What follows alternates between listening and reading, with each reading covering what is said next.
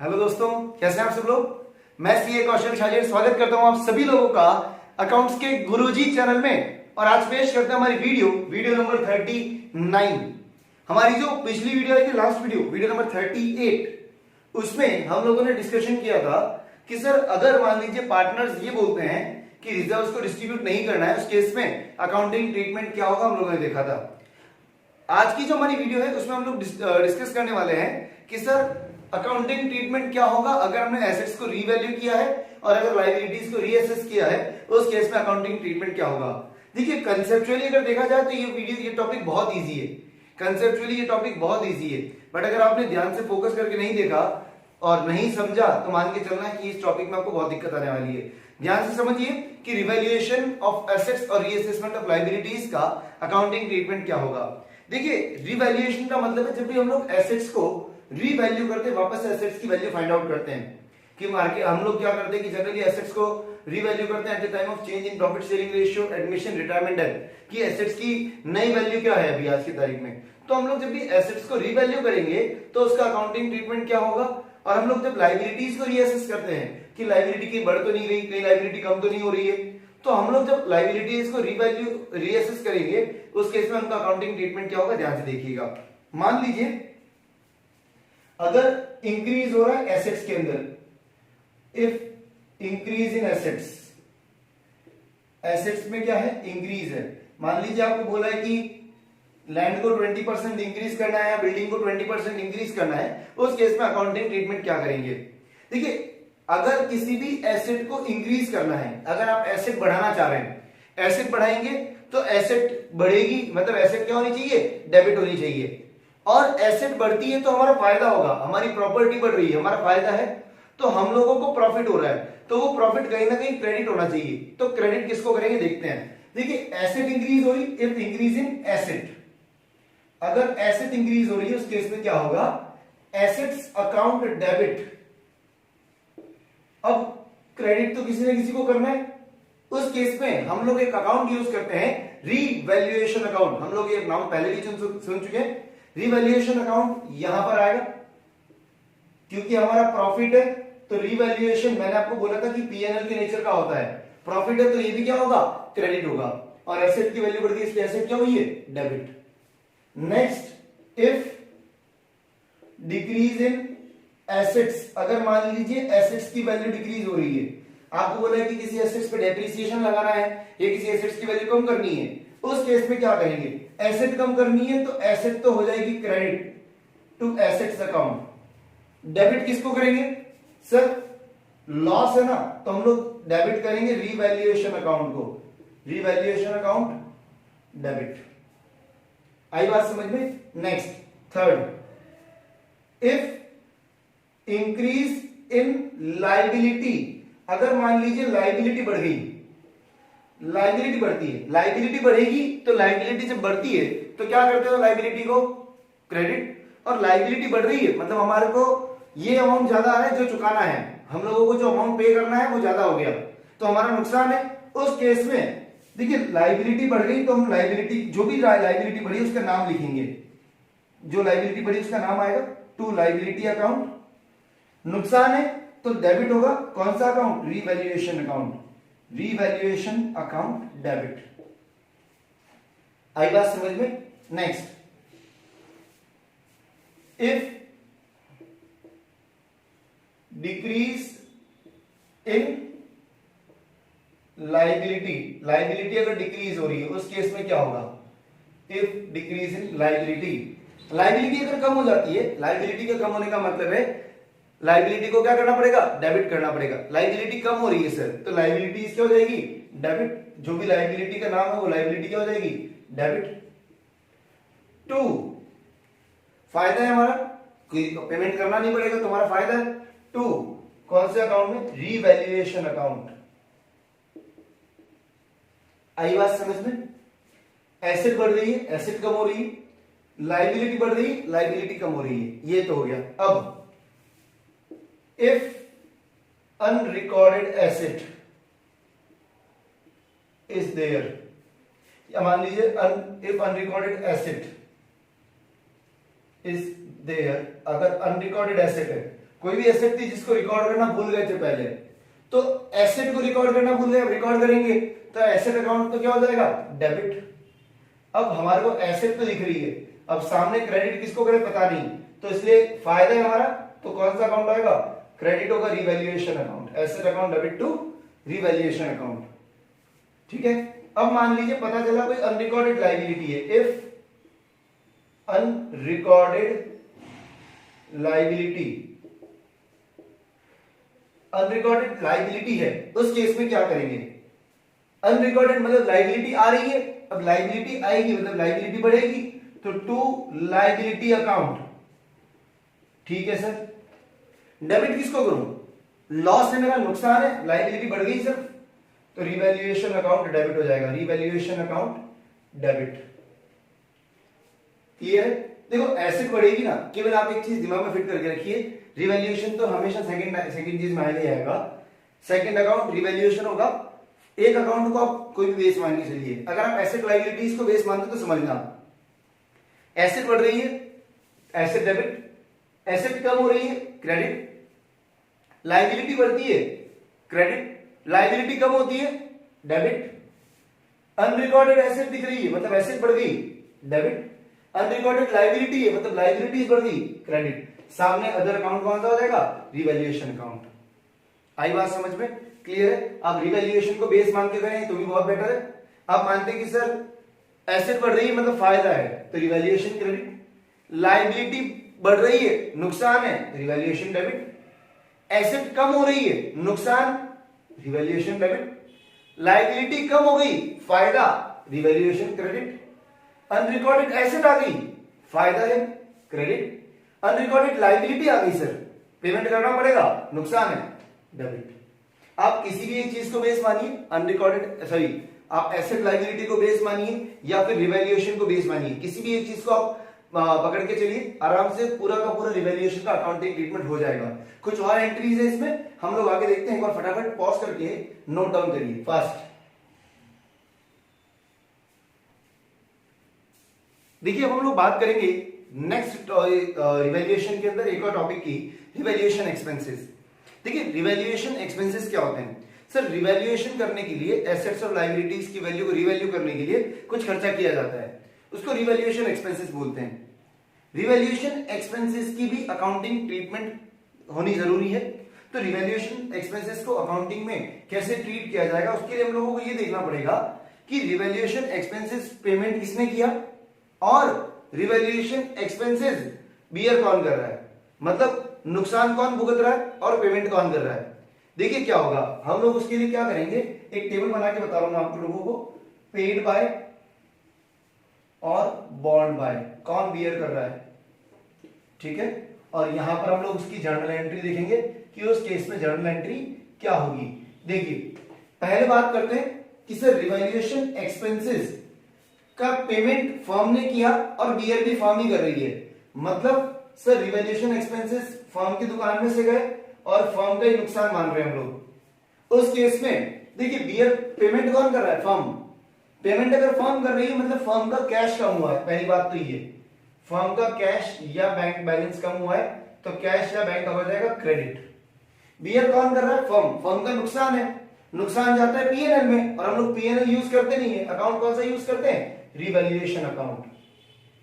आई बात समझ में, क्लियर हुआ ये। नेक्स्ट अब बात करते हैं कि सर पेमेंट किया पार्टनर ने पर बियर किसको करना है, फर्म को बियर करना है। पेमेंट तो पार्टनर ने किया पर भुगतेगा कौन, फर्म। देखिए फर्म भुगत रही है, फर्म का नुकसान है, तो फर्म का नुकसान है मतलब फर्म का रिवैल्यूएशन अकाउंट डेबिट होगा, रिवैल्यूएशन अकाउंट डेबिट, ठीक है सर। पेमेंट किसने किया, पार्टनर ने किया। आप फर्म हो, पार्टनर ने पेमेंट किया है तो हमें पार्टनर को देना पड़ेगा, तो हम क्या करेंगे, पार्टनर को क्रेडिट कर देंगे टू पार्टनर्स कैपिटल अकाउंट। जो भी पार्टनर है जिसने भी पेमेंट किया है, यहां पे लिख देता हूं कंसर्न्ड पार्टनर, आपको थोड़ा सा बेटर रहेगा, to concerned partners capital account. आई बात समझ में। नेक्स्ट थर्ड, पेमेंट किया मान लीजिए फर्म ने, पेमेंट किसने किया, फर्म ने, पर बियर कौन कर रहा है? पार्टनर कर रहा है। पार्टनर ने बोला कि सर मेरा नुकसान मैं भुगत लूंगा, ठीक है। पेमेंट किसने किया? फर्म ने किया। देखिए फर्म ने पेमेंट किया है, फर्म का कैश गया होगा सर, देखते हैं टू कैश या बैंक अकाउंट, ठीक है सर। पेमेंट किया फर्म ने, फर्म का कैश गया, बिल्कुल सही बात है, फर्म का कैश बैंक कम हो गया। अब बियर कौन कर रहा है? पार्टनर। पार्टनर ने बोला मैं भुगतूंगा, ठीक है तू भुगत, पर पैसा किसकी जेब में से गया? दुकान की जेब में से गया, तो हमें तो पार्टनर से लेना पड़ेगा। तो हम क्या करेंगे? पार्टनर को डेबिट कर देंगे, concerned partners capital account debit to cash bank. आई बात समझ में? पार्टनर से लेना है और हमारी जेब से गया, हमारी जेब से गया इसलिए टू कैश बैंक, पार्टनर से लेना इसलिए concern partners capital account debit. Clear? Next fourth, payment किया पार्टनर ने और पार्टनर भुगत रहा है, पेमेंट भी पार्टनर कर रहा है, भुगत भी पार्टनर रहा है। उस केस में सर हमारे को कोई लेना देना नहीं है, हम कोई एंट्री नहीं करेंगे। क्यों? ना तो हमारे यहां से कैश गया और ना ही हम भुगत रहे हैं, उस केस में नो एंट्री, कोई एंट्री नहीं होगी। आगे बात समझ में आप लोगों को? पेमेंट कौन कर रहा है? बियर कौन कर रहा है? ये चीज ध्यान में रखनी है। किस चीज के लिए? रीवैल्यूएशन एक्सपेंसेस के लिए। क्लियर? एक बार फटाफट नोट डाउन करो, आगे 2-3 मस्त एंट्रीज बता दें हम आपको फास्ट। ठीक है, अभी हम लोगों ने बात करी कि सर रिवैल्यूएशन एक्सपेंसेस का अकाउंटिंग ट्रीटमेंट क्या होगा। अब सर रिवैल्यूएशन एक्सपेंसेस मान लीजिए कि सर कोई कभी हम लोगों को स्टैंप ड्यूटी वगैरह का पेमेंट करना पड़ा, कोई लीगल चार्जेस लगे, वो सब रिवैल्यूएशन एक्सपेंसेस में आ गया।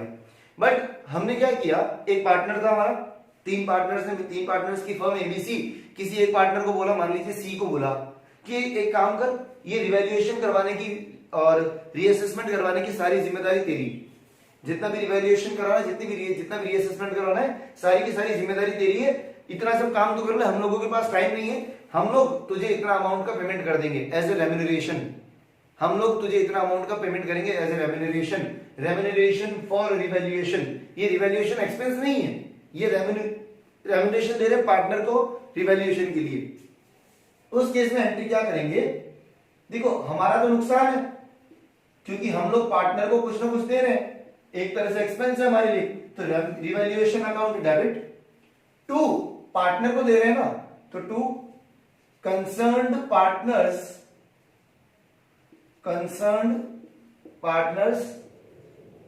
Capital account. आई बात समझ में? देखिए हम लोगों के लिए खर्चा है क्योंकि हम पार्टनर को पेमेंट करेंगे इसलिए डेबिट, और जिस पार्टनर को दे रहे हैं उसकी कैपिटल बढ़ेगी क्योंकि उसको कुछ मिलेगा, तो to concern partners capital account. आई बात समझ में? ये चीज ध्यान रखिएगा, रिवैल्यूएशन एक्सपेंस एक अलग चीज है और रेम्यूनरेशन फॉर रिवैल्यूएशन ये एक अलग चीज है। आई बात समझ में? नेक्स्ट अब बात करते हैं कि सर जब हम लोग रिवैल्यूएशन अकाउंट बनाएंगे तो वहां पे जो भी बैलेंस बचेगा वो हम लोगों को ट्रांसफर करना पड़ेगा। रिवैल्यूएशन जब आप लोग अकाउंट बनाएंगे तो जो भी बैलेंस बचेगा सारा का सारा बैलेंस ट्रांसफर होगा पार्टनर्स के कैपिटल अकाउंट में। सभी ट्रांसफर होगा कहां पर? पार्टनर्स के कैपिटल अकाउंट में। अगर प्रॉफिट है तो रिवैल्यूएशन तो डेबिट हो जाएगा, प्रॉफिट हो रहा है अगर मान लीजिए रिवैल्यूएशन से, मतलब रिवैल्यूएशन में क्रेडिट जा रहा था तो डेबिट करना पड़ेगा, और टू पार्टनर्स कैपिटल अकाउंट, और ये कौन से रेशियो में डिस्ट्रीब्यूट हो जाएगा? ओल्ड रेशियो में। और अगर मान लीजिए, ये तो हमने बात करी प्रॉफिट की, अगर मान लीजिए लॉस है, उस केस में लॉस से मतलब डेबिट में ज्यादा है, रिवैल्यूएशन के डेबिट में ज्यादा है, तो हम लोग क्या करेंगे? रिवैल्यूएशन को क्रेडिट करेंगे टू रिवैल्यूएशन अकाउंट। लॉस है तो पार्टनर्स को क्या करना पड़ेगा? डेबिट, तो partners capital account debit.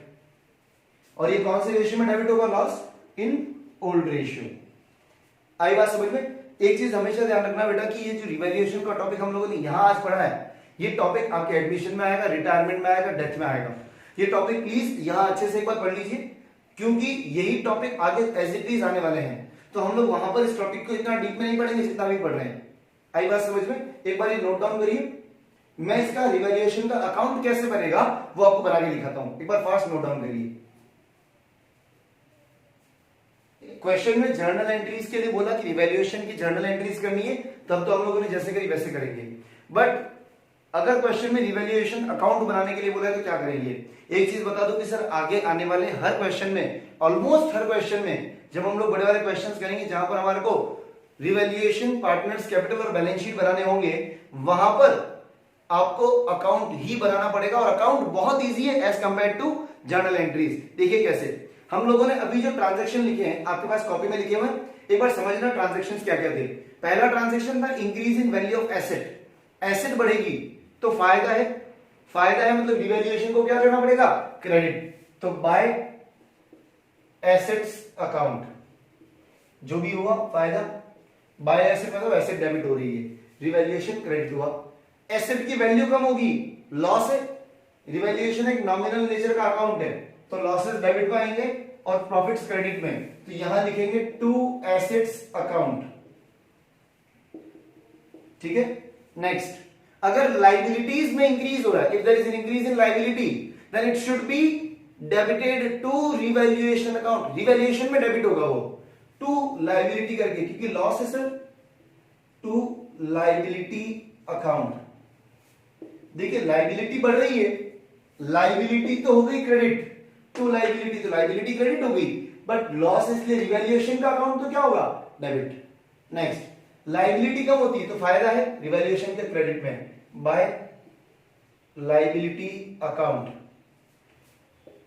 Unrecorded asset आ जाती है मान लीजिए, तो फायदा है क्रेडिट में लिखेंगे, by unrecorded assets account. Debit हो गई unrecorded asset, by unrecorded asset. Unrecorded liability है, अनरिकॉर्डेड लाइबिलिटी है, नुकसान है, यानी यूं कहें कि लाइबिलिटी को क्रेडिट करेंगे to unrecorded liability, to unrecorded liabilities account. ठीक है, रिवैल्यूएशन का एक्सपेंस है, अब मानते हैं कि सर खुद नहीं पे किया हमने, ठीक है, अभी हम यहां पे एक ही एंट्री लिख रहा हूं मैं, टू कैश या बैंक अकाउंट, अगर हमने ही पे किया रिवैल्यूएशन एक्सपेंस। ठीक है, जो भी एंट्री हो, जैसे हम लोगों ने अभी किया था कि अगर पार्टनर को पे किया तो टू पार्टनर्स कैपिटल अकाउंट।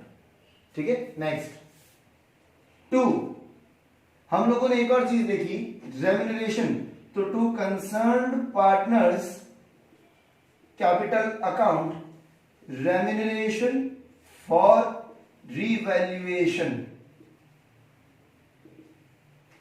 आई बात समझ में, ये क्लियर हुआ। नेक्स्ट, अब हम बात करेंगे कि सर प्रॉफिट या लॉस होगा तो उसको कैसे ट्रांसफर करना है। देखिए आप लोगों को क्या करना है, बैलेंस फाइंड आउट करना है दोनों साइड से। पहले आप टोटल फाइंड आउट करोगे, फिर डिफरेंस निकालना है। कहीं पे भी डिफरेंस आए, चाहे डिफरेंस इधर है बैलेंस इधर है, चाहे आपके बैलेंस इधर है, कहीं पे भी आए बैलेंस, आपको वो ट्रांसफर करना है बाय पार्टनर्स कैपिटल या फिर कौन से अकाउंट में, करंट अकाउंट में। और जो भी पार्टनर्स होंगे, मान लीजिए ए बी सी है, तो इनके कौन से रेशियो में, इन ओल्ड रेशियो। इधर डिफरेंस आ रहा है तो टू पार्टनर्स कैपिटल और करंट अकाउंट, और ये कौन से रेशियो में, ए बी सी, जो भी पार्टनर्स होंगे इन ओल्ड रेशियो। आया समझ में, ये आएगा बैलेंसिंग फिगर। यहां पे भी ये क्या चीज है, ये है हमारा बैलेंसिंग फिगर। ठीक है, एक इंपॉर्टेंट चीज बता देता हूं, रिवैल्यूएशन एक्सपेंसेस अगर है, रिवैल्यूएशन एक्सपेंसेस के लिए क्वेश्चन में अगर बोला है तो ध्यान देना कि रिवैल्यूएशन एक्सपेंसेस कुछ भी हो, चाहे किसी ने भी पे किया, कोई भी बियर कर रहा है, कभी भी रिवैल्यूएशन अकाउंट क्रेडिट नहीं होगा। रिवैल्यूएशन अकाउंट क्रेडिट नहीं होगा रिवैल्यूएशन एक्सपेंसेस की वजह से, कभी भी नहीं होगा। चाहे पेमेंट कोई भी करे, बियर कोई भी करे, रिवैल्यूएशन एक्सपेंसेस की वजह से रिवैल्यूएशन अकाउंट कभी भी क्रेडिट नहीं होगा। चाहे पेमेंट किसी ने भी किया हो या बियर कोई भी कर रहा हो, it is always debited, it is not credited always. आई बात समझ में, कभी भी ऐसी सिचुएशन नहीं आएगी कि कभी आपको इसको हमेशा क्रेडिट करना पड़ रहा है, हमेशा आपको इसको क्या करना पड़ेगा, debit, depending upon the situations. मतलब आएगा तो डेबिट में ही आएगा, क्रेडिट में तो बिल्कुल भी नहीं आएगा। आगे बात समझ में क्लियर है, एक बार ये नोट डाउन करिए, आगे अपन लोग देखते हैं। फर्स्ट,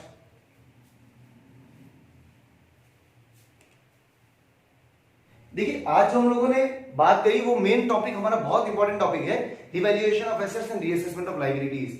ये टॉपिक बहुत ज्यादा इंपॉर्टेंट है क्योंकि बोर्ड में 101% गारंटी है कि इस टॉपिक में से क्वेश्चन आएगा, चाहे चेंज इन पीएसआर में आए, चाहे एडमिशन के अंदर आए, चाहे रिटायरमेंट के अंदर आए, चाहे डेथ के अंदर आए।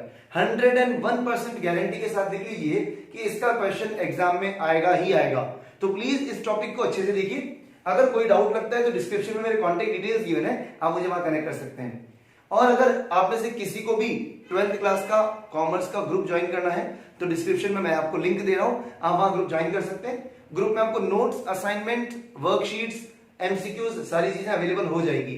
तब तक के लिए अगर आप में से किसी को कुछ और पूछना है तो प्लीज मैं डिस्क्रिप्शन में मेरे कॉन्टेक्ट डिटेल्स गिवन है, मुझे व्हाट्सएप कर लीजिए। तब तक stay safe, stay at home. Thank you and bye.